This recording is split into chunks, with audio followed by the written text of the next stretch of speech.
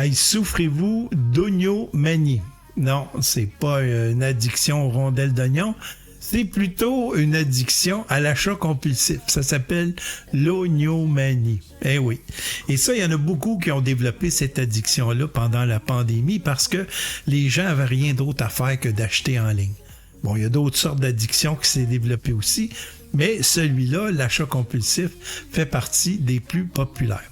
Alors, si vous souffrez d'oignomanie, vous êtes sans doute une personne qui se retrouve présentement chez eux avec un gros inventaire de produits ou d'objets complètement inutiles que vous n'avez pas utilisé, que vous avez essayé juste une fois et qui a fini dans le fond d'un tiroir ou dans le fond d'un garde-robe et même à la poubelle. Hein? Et ça, il faut être prudent parce que quand on souffre d'oignomanie, on peut aussi avoir des conséquences à ça. Et ces conséquences-là, c'est d'avoir des problèmes financiers. Parce que là, les gens achètent sans savoir s'ils en ont vraiment les moyens. Et ça, quand on est comme ça cache un problème comportemental. Ça veut peut-être dire que vous souffrez d'anxiété, de dépression, ou encore que vous êtes facilement influençable aux nouvelles stratégies marketing.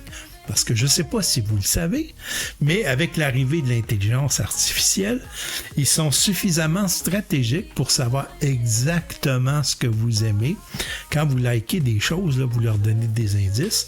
Et non seulement ça, ils sont même capables de mettre dans votre fil d'actualité la publicité d'une chose que vous aimez beaucoup, beaucoup, à l'heure et au jour à laquelle vous êtes propice à acheter. Hein? Votre faiblesse, là, ils la connaissent. Donc, ça va jusque-là. Donc, il faut être prudent, il faut être plus stratégique que ça. Puis, il faut se soigner de ça aussi, hein? Parce que on se retrouve avec des problèmes financiers, là, c'est pas vraiment agréable.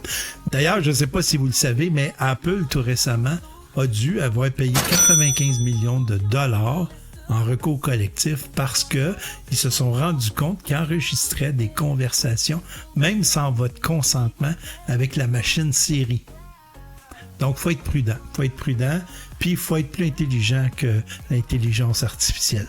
Hey, sur ce, qui que vous soyez, où que vous soyez, je vous souhaite une excellente journée. Bye tout le monde.